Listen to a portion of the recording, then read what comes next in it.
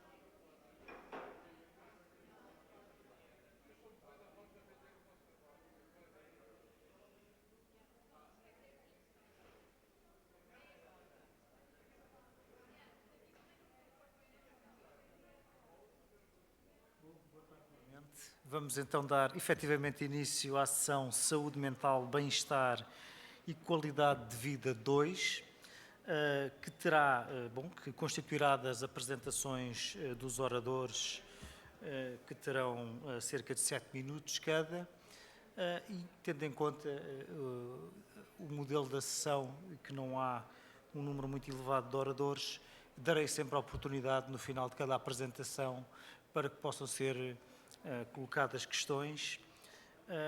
E pronto, e para começar, convido a iniciar a sua apresentação o Pedro Sobreiro, do Centro de Investigação em Qualidade de Vida, com o abandono na natação, uma análise de sobrevivência. Faz favor.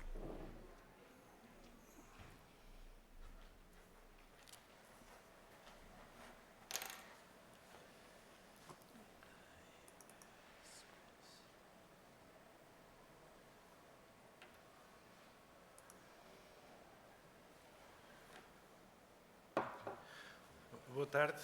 O meu nome é Pedro Sobreiro, sou professor no Instituto Politécnico de Santarém. Basicamente, vou apresentar aqui um estudo que foi desenvolvido numa área que estamos a abordar e a trabalhar mais nisso, no CEQV, no Centro de Investigação em Qualidade de Vida, que é tentar identificar, de alguma forma, padrões que nos ajudem a perceber quando é que acontece o abandono da prática. Pronto. No Centro de Investigação em Qualidade de Vida, nós estamos preocupados com a questão de estilos de vida saudáveis. Eu também estou ligado ao Centro de Investigação em Qualidade de Vida, estou a coordenar uma área científica ligada às dinâmicas organizacionais, existem outras. Basicamente, vou apresentar aqui algumas questões. Foi feita uma publicação sobre este estudo no contexto da natação. Pronto. É assim, toda a gente sabe, e isto está por demais estudado, que a atividade física é bom, é fundamental para a existência de estilos de vida saudáveis. E o problema é que, apesar disto, todas as pessoas saberem que isto é importante, as pessoas continuam a abandonar a atividade física. E isso é algo que estamos a tentar perceber o que é que pode ser feito, o que é que pode ser identificado em termos de padrões para contrariar este evento. De uma forma geral, o evento de abandono, é algo que tem que ser tratado. Por isso, todos os anos as pessoas deixam de praticar exercício físico. Isto é um problema que tem duas dimensões. Por um lado, temos a dimensão da atividade física, do bem-estar, do estilo de vida saudável. Por outro lado, temos a questão da sustentabilidade de algumas organizações que atuam no contexto do desporto. Temos casos de ginásios, temos casos de instituições que promovem, por exemplo, o caso da natação, que foi aquilo que analisámos aqui, os dados que analisámos aqui. De uma forma geral, o objetivo deste estudo, de acordo com os dados que estavam disponibilizados, era abordar a questão da retenção e, para isto, analisámos dados comportamentais, no fundo são dados que estavam disponíveis na instalação desportiva, e isto era uma piscina, e essencialmente foram 5 mil registros que analisámos, 5 mil pessoas, e analisámos dados históricos relativamente a esta questão. De uma forma geral, em termos de metodologia, nós utilizámos basicamente 11 variáveis, e estas variáveis que estavam disponíveis relativamente ao registro dos próprios nadadores. É assim, entendemos nadadores como pessoa que vai nadar de uma forma regular ou que está inscrito para fazer natação periodicamente. E estimar, essencialmente, tentar perceber qual é a probabilidade de ocorrência do evento de abandono, considerando aqui algumas variáveis. As variáveis, elas foram extraídas num software de gestão, elas foram anonimizadas, obviamente. Os dados extraídos correspondem ao intervalo de tempo de 31 de outubro de 2017 até iniciado a 31 de outubro de 2017. Ou então, é assim, porque na análise de sobrevivência nós temos, por acaso falta aqui uma questão, nós temos uma data de início e temos uma data de fim. E normalmente este estudo tem um período temporal, e aquilo que se vai verificar é se verifica-se um evento de abandono por cada registro que nós estávamos a analisar, por cada cliente neste caso, ou se esse registro se esse evento não existiu. E a análise de sobrevivência tem uma vantagem em relação a outras técnicas, que é essencialmente nós não consideramos, no fundo, se eu for calcular a média de abandono dos clientes, eu vou calcular a média dos clientes que abandonaram. Quando eu utilizo a análise de sobrevivência, eu considero o cálculo do tempo de permanência, não considero só o tempo dos clientes que abandonaram, também estou a considerar aqueles que não abandonaram, que também são considerados neste tipo de análise, que é importada da medicina, que inicialmente foi aplicada na medicina. O processamento de dados foi feito essencialmente fizemos isto em Python, utilizámos um package para Python que é do Davison Pillow, que é o package chamado Lifelines,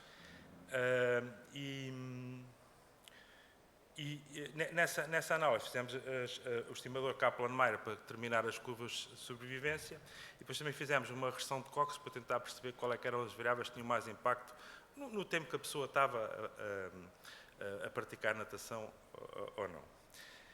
Em termos de resultados, eu estava limitado aos 7 minutos, não estendi muito aqui a questão. Já vai quase em 5. Olha, pronto, então, em termos de resultados, temos aqui a sobrevivência global dos praticantes, se vocês repararem naquela curva de sobrevivência, o eixo do X representa os meses e o eixo do Y é a probabilidade de abandono. Se olharem para aquelas linhas a tracejado, aproximadamente num período de 6 meses, a probabilidade da pessoa continuar a praticar natação andará na casa, nesta instalação, atenção, são dados desta instalação, andará na casa dos 73%, 12 meses 53% e 18 meses aproximadamente 43%. Se repararem, a curva de sobrevivência vai diminuindo ao longo do tempo. Tentámos perceber quais eram os fatores que estavam mais associados a esta sobrevivência ou não, e de uma forma geral foi feita esta infografia que está presente no estudo. Essencialmente a retenção, a probabilidade de reter os clientes mais de 12 meses andará na casa de 53%. Partimos a variável número de visitas em quartis, basicamente em quartis, e chegámos à conclusão que os clientes que tinham de 14 a 40 visitas tinham uma probabilidade de continuação na prática da natação de aproximadamente 63,7%, mais de 40 visitas 91,86%, para facilitar aqui a interpretação do...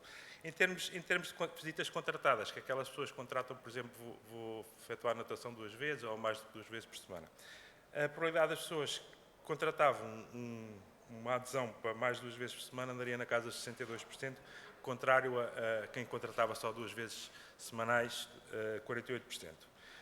O valor faturado não identificámos aqui nenhuma, o odds ratio da regressão de Cox também não apontou aqui nada, porque deu um valor igual a 1, a probabilidade, apesar de ser inferior a 0,1, ele anula-se, porque o valor é 1. Em termos de renovações, obviamente que as renovações, quanto mais renovações nós fizéssemos, a probabilidade iria ser maior. O mês de inscrição foi curioso, porque depois dividimos os meses de inscrição. Fomos à data de inscrição e calculámos as datas, a partir das datas de inscrição calculámos o mês e chegámos à conclusão que os meses junho, julho, agosto, quando as pessoas se inscreviam nesses meses, ficavam mais tempo a praticar natação. Isto deve ter outros aspectos, motivações ou outros fatores de análise psicológica. Em termos das idades, a probabilidade de manutenção era maior em entidades de 5 a 10 anos, pessoas com mais de 32 anos, a probabilidade de praticarem mais de 12 meses de natação andaria na casa dos 48%. O género, não encontramos diferenças, inclusive também fizemos log rank test para fazer se existia diferenças entre as curvas de sobrevivência, também não encontramos, quer dizer, encontramos em alguns casos, mas não consegui pôr aqui, nunca vi. Em termos de conclusões, o número de renovações, a época do ano, o mês de inscrição, o número de visitas, isto influencia tudo a duração em termos de permanência na atividade física. O número de visitas, o número de vezes que as pessoas vão fazer exercício físico, à medida que ele vai aumentando com valores maiores, apresenta taxas de sobrevivência maiores. Isto também foi encontrado nos testes de log rank, porque dividimos o número de visitas em quartis, em 4 partes. O número de tempo médio de visitas semanais não tinha qualquer efeito, não identificámos o efeito positivo no tempo de permanência. As pessoas têm uma média muito alta em termos de prática, isto não identificámos aqui nenhuma situação em relação a isso.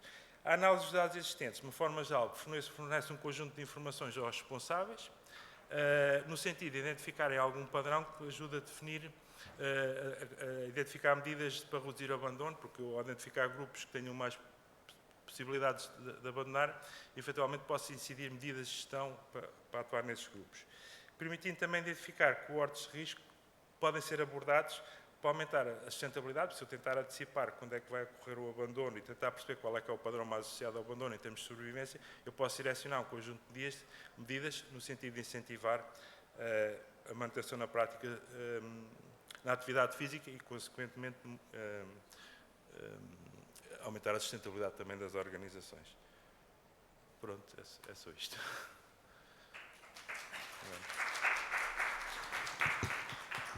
Muito obrigado. Abro então agora a possibilidade da audiência de colocar questões. Penso que poderemos ter pelo menos 2 questões.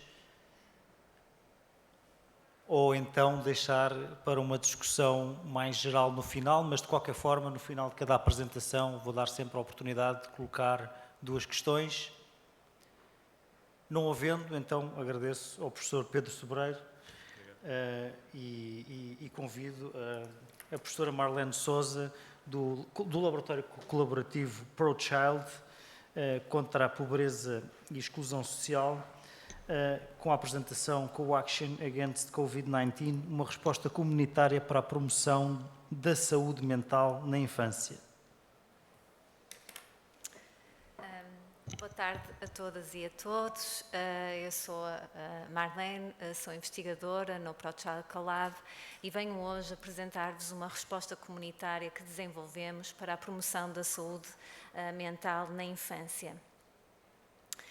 Portanto, venho falar-vos de um projeto que começou a ser pensado e desenvolvido logo no início da pandemia, em 2020. Portanto, nós concebemos este projeto com o objetivo de, efetivamente, promover a saúde mental das crianças do município de Guimarães num tempo de adversidade. Portanto, ele foi desenvolvido, efetivamente, começou a ser pensado e está a ser implementado para fazer face às questões relacionadas com a pandemia, mas neste momento também estamos a procurar que o projeto abarque outras experiências adversas, como, por exemplo, a guerra na Ucrânia, e estamos a tentar também que o projeto se adeque a refugiados e refugiadas. Mas, portanto, este é um projeto comunitário, então, de investigação-ação, que tem por base uma abordagem multinível e está sustentado na forte articulação de recursos comunitários, de diferentes entidades na comunidade do município de Guimarães, e o objetivo, de facto, é promover o bem-estar, a saúde mental e a resiliência de todas as crianças do município de Guimarães, entre os 13 e os 10 anos de idade, durante e após este período pandémico, e conta, obviamente, com diferentes parceiros. O ProChild Collab é uma destas instituições. Temos também como parceiro a Câmara Municipal de Guimarães, o Centro de Investigação em Psicologia da Universidade do Minho e também a Associação de Psicologia da Universidade do Minho.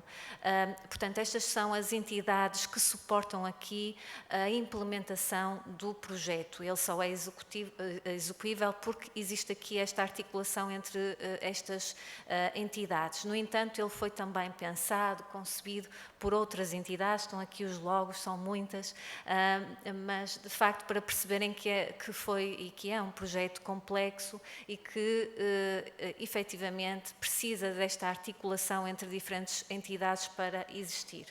Então, em que é que consiste este projeto?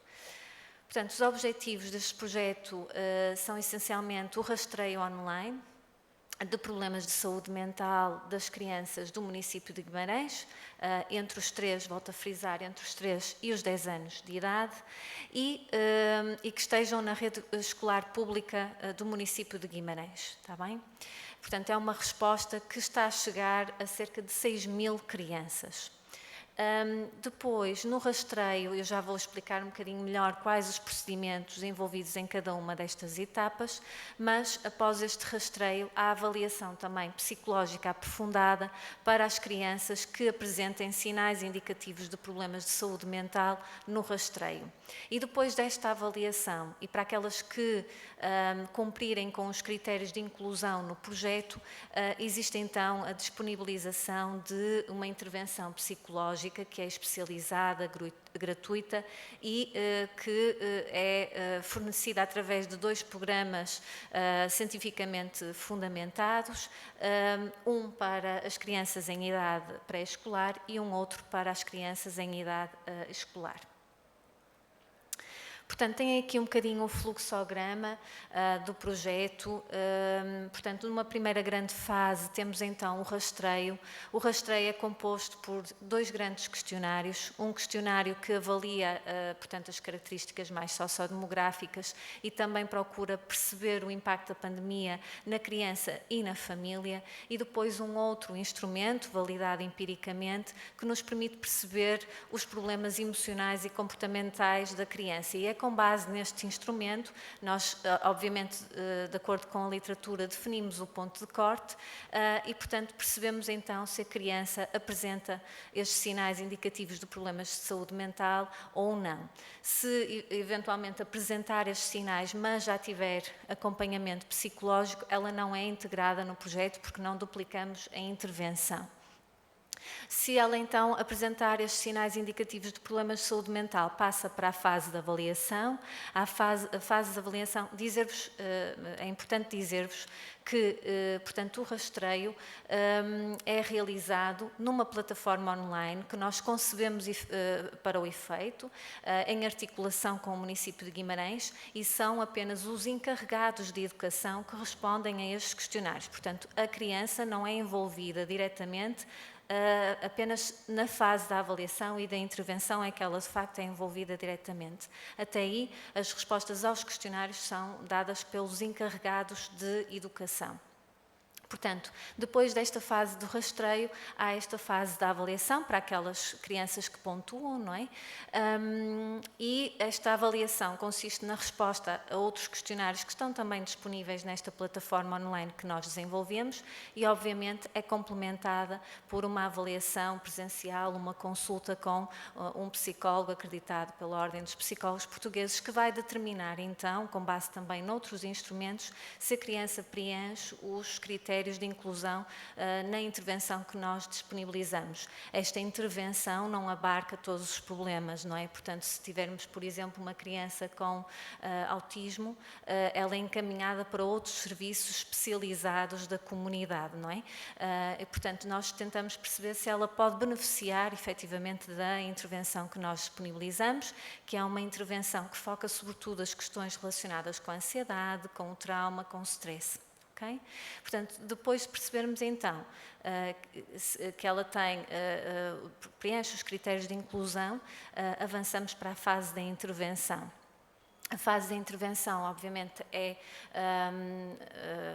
sustentada por psicólogos que estão acreditados pela Ordem dos Psicólogos Portugueses, portanto, com supervisão também. E esta intervenção, como vos dizia há pouco, uma é direcionada para as crianças em idade pré-escolar e uma outra para as crianças em idade escolar. Dizer-vos que numa primeira fase temos aqui a psicoterapia de banda larga, isto é, nós disponibilizamos 6 sessões e no final destas 6 sessões vamos reavaliar a criança e perceber, a criança e a família, obviamente quando intervimos com a criança também envolvemos a família. E, portanto, vamos avaliar novamente e perceber se há uma diminuição significativa da sintomatologia, dos problemas evidenciados. Se houver, terminamos a intervenção e depois continuamos em sessões de follow-up. Se permanecerem os problemas, avançamos e disponibilizamos mais 6 sessões e agora muito centrados nos problemas específicos apresentados nesse momento, está bem? Portanto, a intervenção que nós disponibilizamos pode ir de 6 sessões a 12 sessões, consoante as necessidades da criança e da família. Já podem ver aqui, não sei se veem muito bem, na verdade, mas o objetivo era apresentar-vos já aqui alguns resultados que temos da primeira edição do projeto. Portanto, ele começou a ser pensado em 2020, em maio de 2020, mas ele só começou efetivamente a ser implementado em fevereiro de 2021. Passamos aqui por um processo de concepção que foi trabalhoso. Também tivemos, obviamente, que esperar pelos parceiros das comissões de ética envolvidas aqui no projeto. Portanto, aqui muito trabalho na concepção deste projeto e na preparação para a sua implementação. Portanto, estes dados dizem respeito à implementação entre fevereiro e julho de 2021, está bem? Ele continua, estamos na segunda edição deste projeto, ganhamos um prémio, o prémio Renagir, com este projeto, que muito nos orgulha e motiva a continuar. Portanto, dizer-vos que alguns dos resultados da primeira edição, nós rastreamos 1098 crianças do universo 6.000, é bastante significativo. Destas 1098 crianças, 220 apresentaram sinais indicativos de problemas de saúde mental, 55 estavam já em acompanhamento psicológico e, portanto, não integraram a fase da avaliação e intervenção. E depois desta avaliação, deste crivo, portanto, para a intervenção, ficaram 79 famílias, ok? Portanto, a nossa intervenção também demonstra eficácia, dado que poucos casos passaram para aquela fase que vos dizia de uma intervenção mais específica. Está bem? Poucos casos necessitaram efetivamente dessa intervenção mais específica. Outros dados, portanto, estamos a falar aqui de cerca de 18% em termos de taxa de participação. Falamos de cerca de 20% das crianças a apresentar sinais indicativos de problemas de saúde mental no rastreio e falamos de cerca de 36% de taxa de adesão e elegibilidade para a fase da intervenção, porque, obviamente, a intervenção também é disponibilizada às famílias que estejam disponíveis para fazer esse mesmo trabalho. Portanto, também é necessário que elas queiram essa ajuda. Portanto, nesta segunda fase, o que é que nós procuramos fazer? Portanto, ajustar a estas novas necessidades. Portanto, estamos a procurar que o projeto abarque outras experiências adversas que não apenas as questões da pandemia. Procuramos melhorar a sua efetividade, dar resposta mais cedo a todos os casos que nos chegam.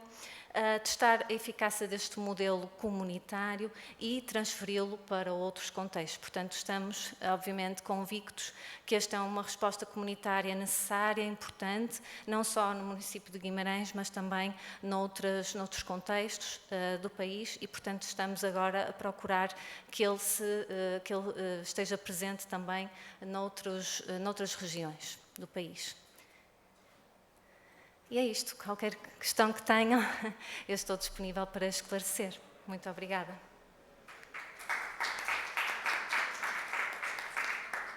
Muito obrigado. Portanto, efetivamente assim é. Portanto, há agora a oportunidade para colocar questões. Então, avance. Não sei como é que isto funciona. Eu também não. Eu penso que se... Tenho que carregar aqui no sítio. Acho que não. Acho que ele é ligado a partir da mesa técnica, correto? Eu sou arquiteta, tenho uma curiosidade muito específica que não sei se é pertinente, mas vou colocar na mesma.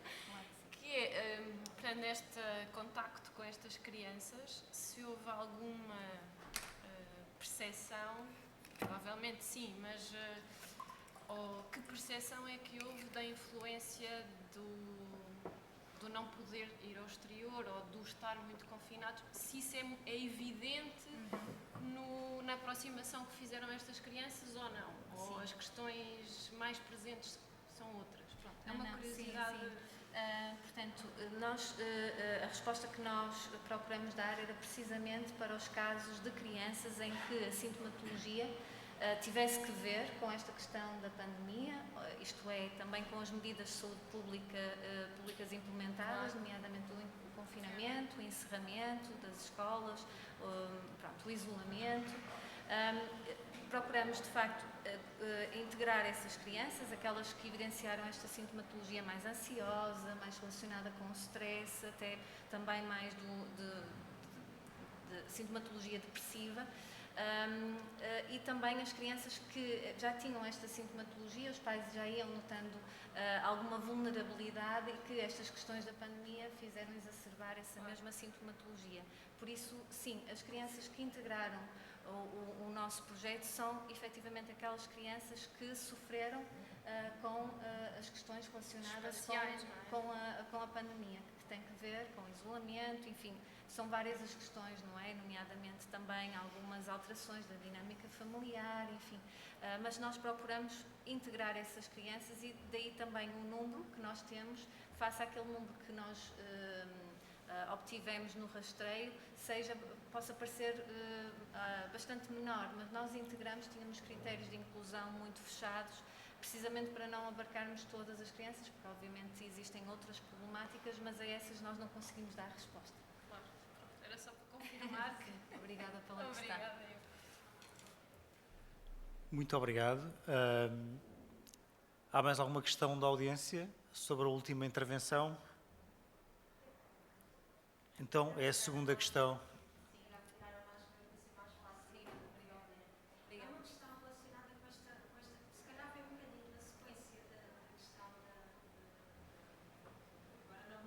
Daniela. Que vem nesta sequência de estas crianças estavam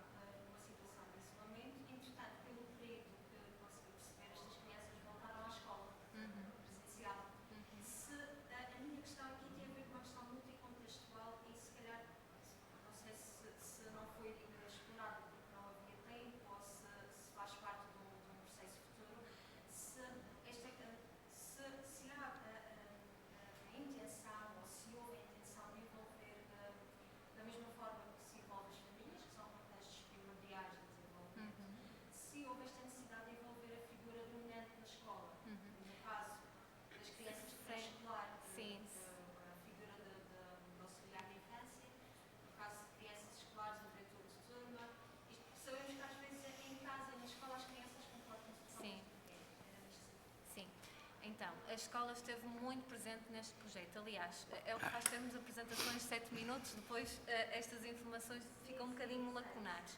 Dizer-vos que este projeto contou também com o apoio da Câmara Municipal, que, por sua vez, fez com que as escolas, os agentes educativos estivessem de facto muito presentes aqui.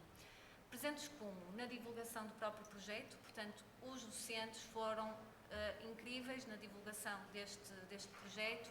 Tínhamos também mediadoras, portanto, nas escolas a fazer a divulgação deste projeto, a ajudar as famílias a fazer este rastreio, porque, como vos disse, quem respondia efetivamente aos questionários eram os pais, mas muitas vezes eram encaminhadas pelos professores, por estes mediadores, que nós construímos uma equipa precisamente para este efeito.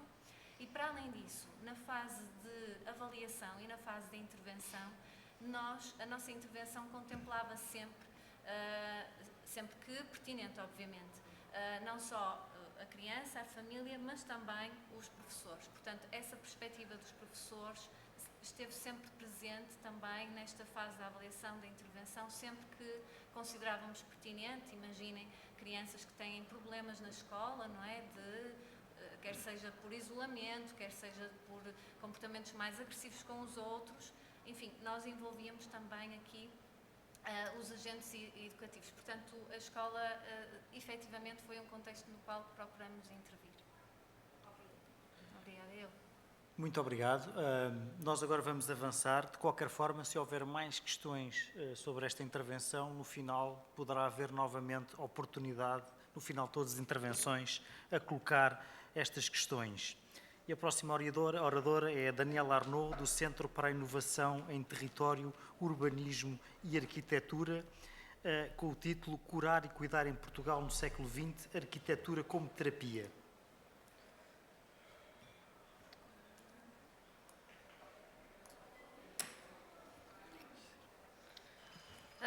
Boa tarde, o meu nome é Daniela Arnaud, como já foi referido, eu sou arquiteta, professora e investigadora no SITUA, no Instituto Superior Técnico, e queria agradecer, cumprimentar os presentes e resistentes e agradecer a oportunidade para partilhar esta investigação sobre os espaços de cura em Portugal e tentar, de algum modo, evidenciar a importância que o espaço tem na nossa vida e que demos conta disso muito claramente agora durante esta pandemia, mas claro que aqui muito focado nos edifícios de saúde.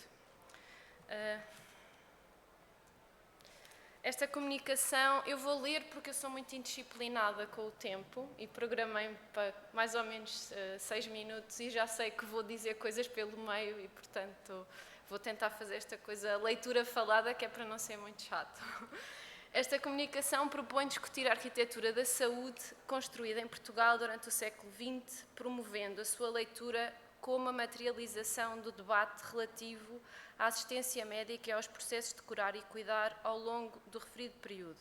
Ou seja, a ideia é perceber como é que os edifícios traduzem e promovem processos de cura, e são edifícios que chegaram aos dias de hoje e que são utilizados hoje num tempo totalmente diverso do que aquele em que foram desenhados e do paradigma médico que estava por trás deles.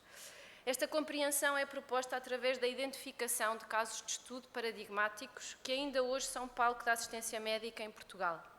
O objetivo desta discussão é evidenciar o papel da arquitetura como disciplina fundamental na constituição de uma rede qualificada de assistência à saúde. Peço desculpa, não era isto.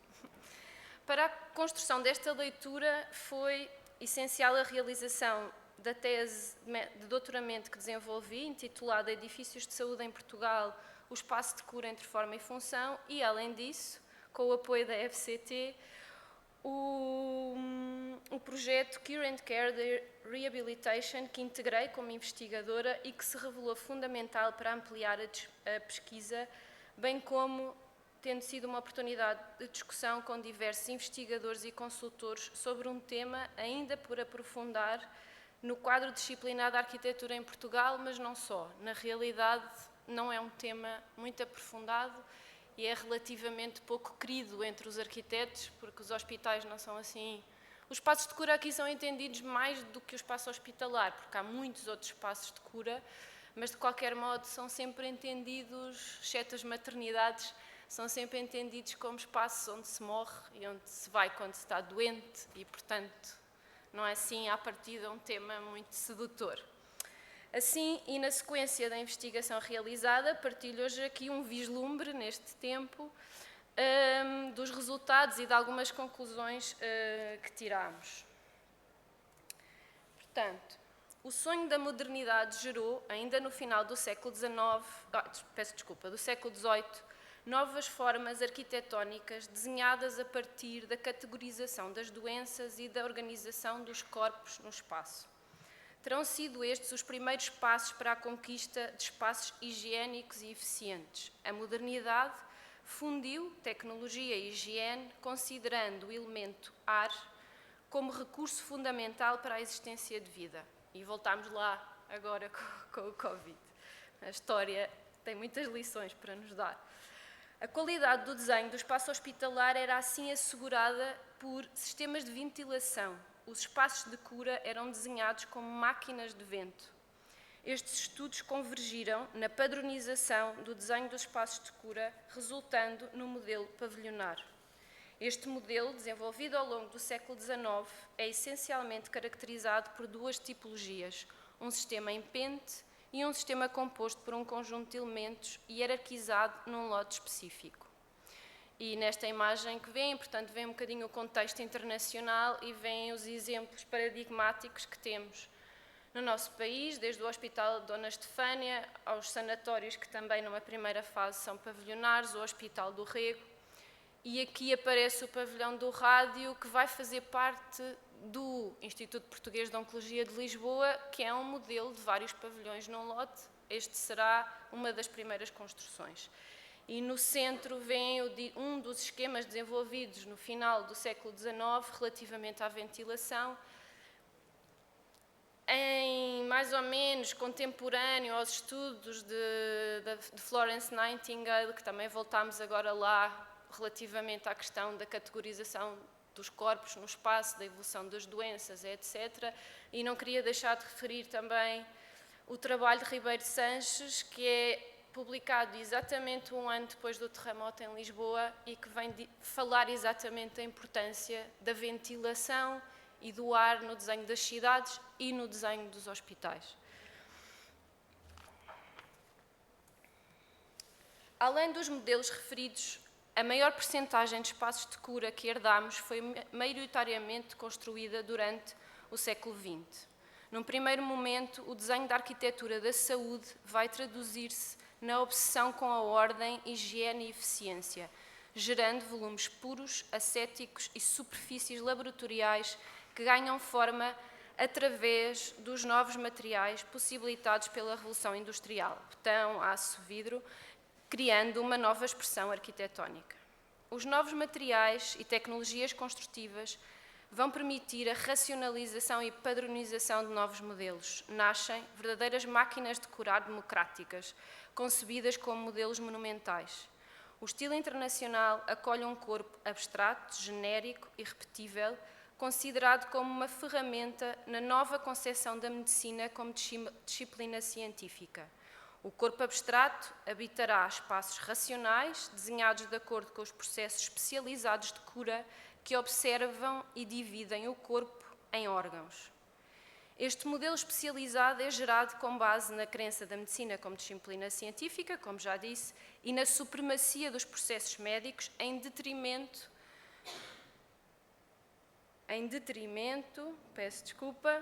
do papel terapêutico que o espaço poderia desempenhar, tal como vimos no final do século XVIII com o modelo pavilionar.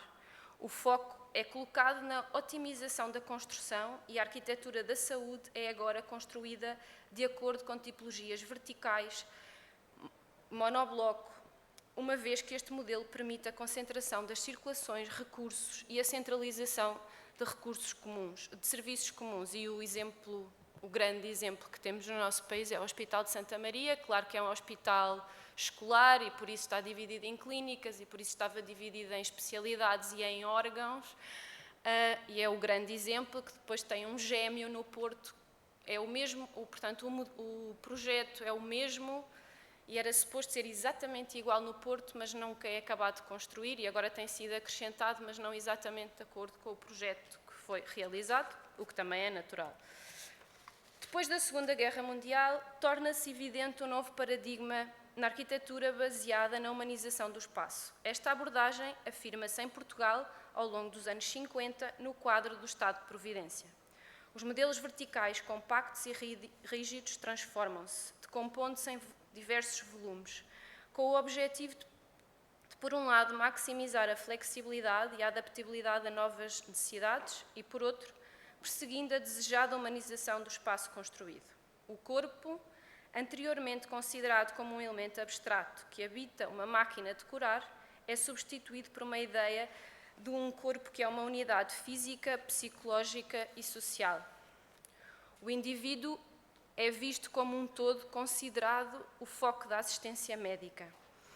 Esta visão integrada do corpo, espírito e contexto estará traduzida na definição de saúde fixada na Constituição da Organização Mundial de Saúde em 1948, onde é considerada esta definição como o bem-estar físico, mental, emocional, moral e social do indivíduo. O desenho dos novos edifícios, como já disse, traduzir-se-á na decomposição e a estrutura é baseada num volume horizontal, com o máximo de 3 pisos, ao qual se contrapõe um volume vertical que contém o internamento. A maximização da eficiência, flexibilidade e humanização dos modelos desenvolvidos no pós-guerra desenharam sistemas em que a qualidade do espaço é definida com base no reconhecimento de diferentes elementos, conjugando-os para desenhar um sistema unitário, flexível, extensível e adaptável a novas necessidades. Os novos edifícios são comparáveis a matrizes de desenvolvimento urbano, evocando uma atmosfera distante da ideia de doença, evocando experiências semelhantes a espaços culturais, incorporando dispositivos como o uso da cor, o espaço verde e a inclusão das artes. Contemporaneamente, as ferramentas digitais trouxeram novas possibilidades à expressão de um novo conceito de ser e, simultaneamente, uma conquista gradual do conforto individual, transformando o modo como habitamos e navegamos no espaço. A arquitetura da saúde não é exceção. É por isso aqui partilhada esta investigação e proposto o seu debate, de modo a promover transformações qualificadas. O património da arquitetura da saúde representa diversos desafios. Por um lado, casos em que a sua função permanece sendo palco dos atuais cuidados de saúde. Por outro lado, casos cuja função perdeu a sua pertinência médica, permitindo o reuso dos espaços, e neste caso os sanatórios são muito evidentes, porque têm sido, como estão em localizações extraordinárias, são transformados normalmente em hotéis, etc. Ambos os desafios se sustentam na resiliência do espaço construído. A manutenção do uso ou reuso da arquitetura da saúde deve ser progressivamente discutida no contexto contemporâneo, a partir desta nova economia concebida como circular e que compreende uma nova ordem social. Muito obrigada. 10 minutos. Obrigada. Estou naturalmente disponível para qualquer questão, ou comentário, ou crítica também. Efetivamente, temos de facto aqui a oportunidade de 2 perguntas, apenas 2, depois terá que ser no final. Portanto, é aproveitar, ou então no final, se não tiverem agora nenhuma intervenção. Obrigada. Então, não havendo nenhuma questão neste preciso momento, podemos então também ficar com essa ideia, que no final poderemos discutir qualquer uma das apresentações e dar agora a palavra à próxima oradora, Mariana Carrito, do Centro de Psicologia da Universidade do Porto, com a apresentação Depressão na gravidez e no pós-parto em mulheres portuguesas durante a pandemia de Covid-19.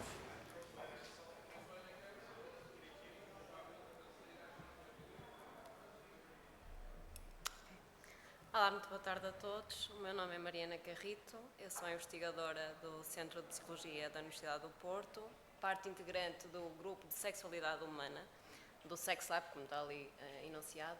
Isto é um trabalho intitulado Depressão na gravidez e no pós-parto em mulheres portuguesas durante a pandemia de Covid-19 e contou com investigadores do grupo de Sexualidade Humana, do qual faço parte, mas também da Universidade de Aveiro e do Centro Materno-Infantil do Norte. Foi um projeto, é importante mencionar, financiado pela FCT e pela Comissão para a Cidadania e Igualdade de Género. Começo por explicar o que é a depressão pós-parto. Esta é um transtorno que ocorre habitualmente entre 4 a 6 semanas após o parto e tem a duração superior a 2 semanas. Como principais sintomas temos o humor depressivo, a ansiedade, irritabilidade excessiva, fortes sentimentos de culpa, choro fácil, portanto, vários sentimentos que acabam por ter um impacto tremendo na saúde mental da mulher e na relação que ela estabelece com o bebê. Como fatores de risco, temos principalmente um elevado stress e apoio social insuficiente. Ora, estes dois fatores, todos nós sabemos que foram claramente impactados pela pandemia Covid-19, nomeadamente no início do ano 2020, e, portanto, estas mulheres, as grávidas em pós-parto, sofreram bastante nesta altura, nomeadamente porque os cuidados e os recursos disponibilizados a nível médico sofreram graves alterações. Todos nós sabemos que houveram consultas e ecografias que foram adiadas. A nível do parto, muitas destas mulheres não puderam ter o acompanhamento junto delas no momento do parto. Também sabemos que houve impossibilidade de fazer pele a pele entre a mãe e o bebê no momento do parto, que é algo muito importante e que as mulheres dão altamente relevância a este fator. Portanto, tudo isto causou muito stress e ansiedade e podemos também pensar noutras questões, nomeadamente o contexto laboral, não é? O teletrabalho, como é que isto afetou a gestão familiar e económica das mulheres. Estou a ver que aqui o slide ficou um bocadinho alterado. Também houve um acréscimo de trabalho informal e muitas destas mulheres estavam altamente isoladas, nomeadamente nos períodos de confinamento, o que levou também a uma maior conflitualidade no casal. Portanto, aqui um cenário um bocadinho propício para surgir então a depressão pós-parto. O nosso estudo, o que quis fazer foi, nomeadamente, analisar o impacto da pandemia na saúde mental das mulheres grávidas e no pós-parto, nomeadamente no que diz respeito então, a esta sintomatologia depressiva, explorar o efeito particular do confinamento no agravamento destes sintomas e identificar fatores tanto de risco como de proteção para o desenvolvimento deste distúrbio. O que é que fizemos? Propusemos-nos a acompanhar longitudinalmente, portanto, em vários momentos, 290 mulheres que responderam a questionários durante o terceiro trimestre, 3 meses pós-parto e depois 6 meses pós-parto, e estes questionários permitiram-nos ter dados acerca da sua saúde mental, física e o acesso ao suporte social. E, relativamente aos principais resultados que obtivemos, no ponto número 1, nós verificamos maior sintomatologia relatada para as mulheres quando estavam no terceiro trimestre. Ora, isto foi um bocadinho inesperado, porque normalmente estávamos à espera que fossem as mulheres que estavam no pós-parto que sentissem mais os sintomas depressivos. Aliás, por isso é que falamos em depressão normalmente pós-parto, e porque as mulheres em pós-parto têm que lidar com as dificuldades inerentes à amamentação, à fadiga, ter um bebê em casa, também ao facto de estarem a recuperar ainda do parto, etc. Mas parece que este contexto pandémico tornou ainda mais vulnerável a situação das mulheres que estavam no terceiro trimestre, portanto, no fim da sua gravidez. E podemos perceber isto porque, de facto, eram estas as mulheres que estavam mais perdidas, com as diretrizes médicas sempre em constante alteração, sem saber como é que ia ser o parto e como é que iam ocorrer este último acompanhamento médico da sua gravidez. E, portanto, elas sentiram-se provavelmente muito vulneráveis nesta fase. Depois sentimos também que foram as mulheres que estavam em confinamento que, obviamente, também tiveram mais sintomatologia depressiva, isto era expectável de facto, mas eu realço aqui porque faz-nos pensar que as medidas de confinamento são muito úteis em conter a infecção, mas depois têm estes malefícios associados e este impacto na saúde mental e física também das populações mais vulneráveis, como sejam as mulheres grávidas em pós-parto. E, por fim, também verificamos que a depressão individual foi superior quando estava associada em níveis mais altos de ansiedade e falta de apoio social.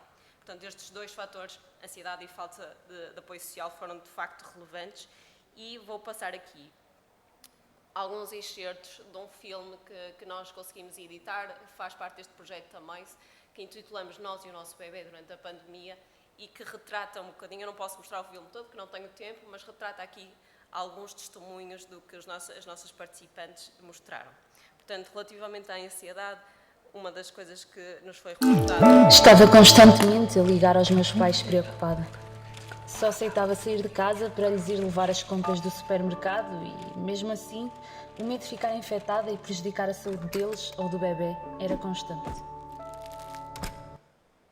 Portanto, aqui é um exemplo do que é a ansiedade sentida por estas mulheres e a falta de apoio social também. A gravidez é uma experiência avassaladora. Estar isolada durante este processo tornou tudo muito mais difícil. Sempre imaginei partilhar estes momentos com os meus amigos, a minha família, com as pessoas que mais amo. Convido-vos a todos a ver o filme na íntegra, que está naquele link ali demonstrado, e deixo a mensagem final que nos é particularmente importante para nós que estudamos as questões relacionais.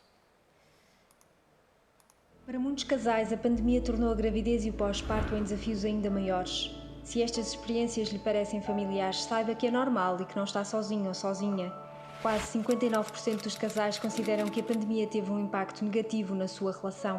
60% dos recém-pais e mães sentiram algum tipo de mal-estar psicológico, como stress e ansiedade, devido à pandemia. A sua gravidez e pós-parto podem ser diferentes daquilo que tinha imaginado. Mantenha-se presente para o seu parceiro ou parceira e demonstre o seu apoio. E, acima de tudo, se sentir incapaz de lidar com os seus sentimentos e pensamentos ou de fazer a sua rotina diária, peça ajuda. Muito obrigada pela vossa Para muitos casais, a pandemia tornou a gravidez e o pós-parto em desafios ainda... Para muitos casais, a pandemia tornou a gravidez e o vou pós... pedir ajuda técnica. Saiba que é normal e que não está sozinho.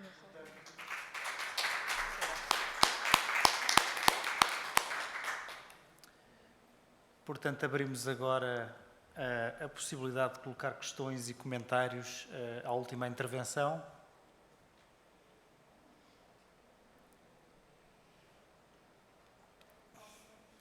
Sim, claro. Dizer que acho um trabalho muito interessante, em primeiro lugar, e depois também perguntar quando é que foi recolhida a amostra. Portanto, em que tempo da pandemia estamos a falar? Logo no início, mais... Sim, nós tivemos a sorte de já ter um projeto a decorrer mesmo antes do início da pandemia e depois depois também acompanhou os primeiros momentos, nomeadamente o primeiro confinamento e o segundo, não é? Daí conseguimos fazer a comparação entre as mulheres que sentiram e o que é que elas sentiram, principalmente nos primeiros confinamentos, com aquelas que passaram a gravidez em momentos mais calmos e mais tranquilos. E, portanto, por exemplo, de março a maio de 2020, tivemos o relato das mulheres que tiveram este impacto muito grande nas suas gravidezes, nomeadamente daquilo que falei, a nível do apoio médico. Pronto, assumindo também que agora a realidade está um bocadinho diferente e ainda bem que sim, o acompanhamento médico está a decorrer muito mais próximo daquilo que era habitualmente anteriormente. E é lutarmos para que assim se mantenha. Muito bem, mais algum comentário ou questão?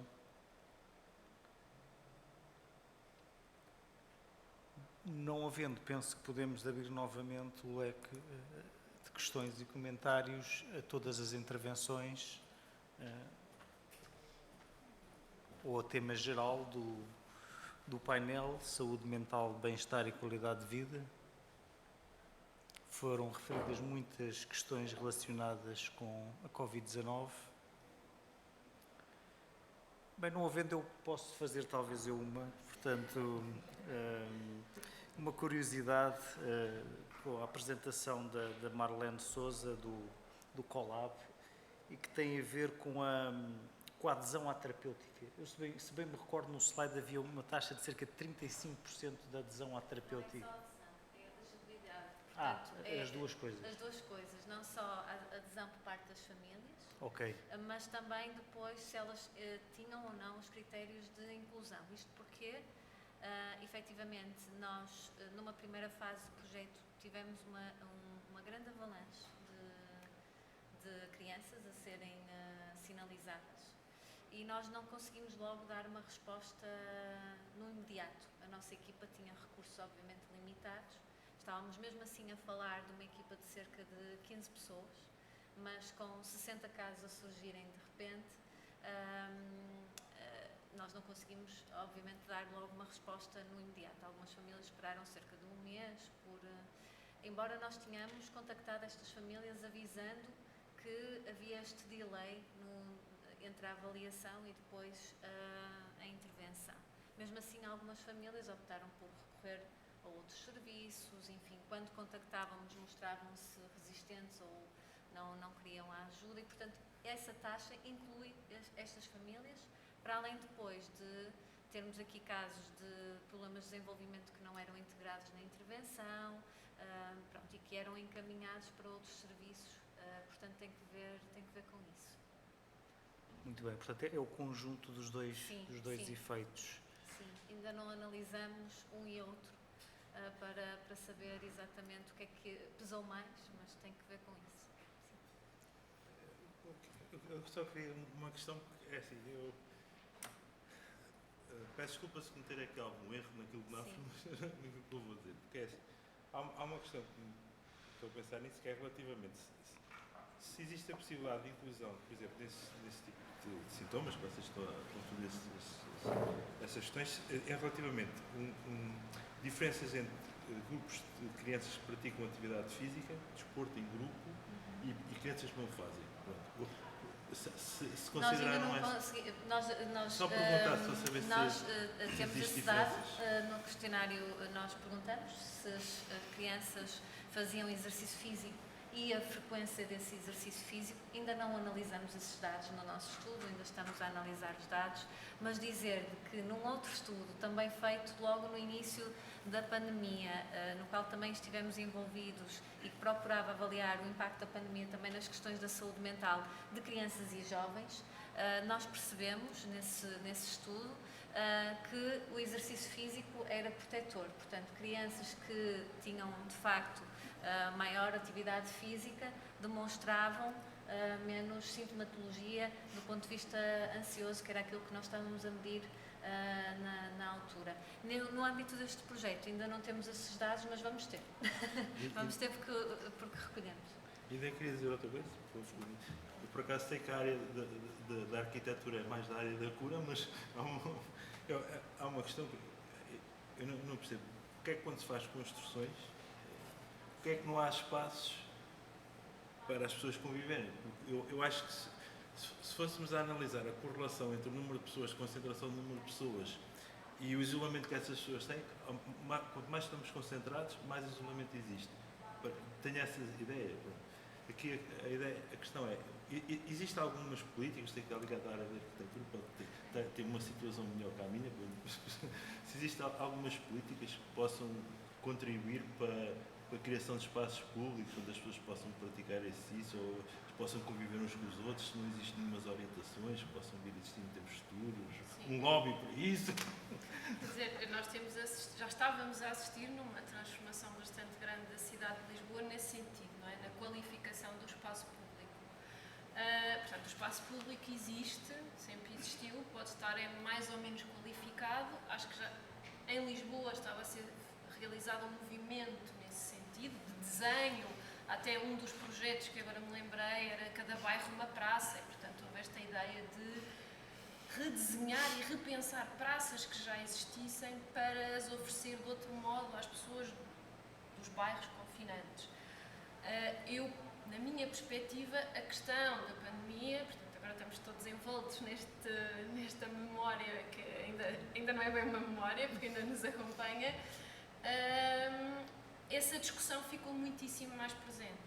Portanto, no âmbito da arquitetura e do urbanismo, surgiram, consequentemente, muitos encontros de investigadores e reflexões, precisamente, a pôr em cima da mesa novamente o espaço público, que espaço público é este e como é que ele promove de uma maneira mais qualificada, porque ele está lá, no fundo a questão é a qualificação do espaço para o encontro, mas o encontro existe, não é? Define a cidade é o encontro das pessoas. Acho que é, não sei se respondi. Respondeu, fiquei mais contente por ser capaz de tentar fazer alguma coisa.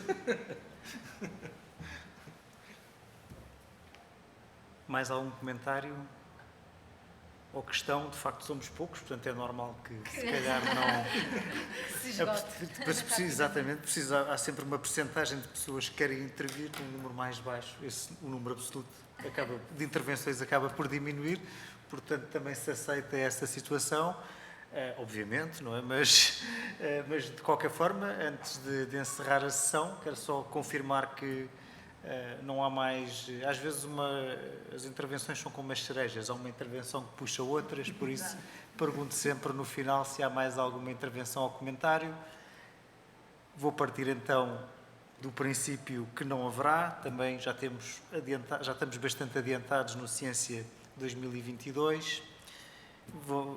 Nesse caso, vou então encerrar a sessão, agradecendo a participação de todos os oradores e também a presença de todas as pessoas no auditório. Muito obrigado e até à próxima. Obrigada.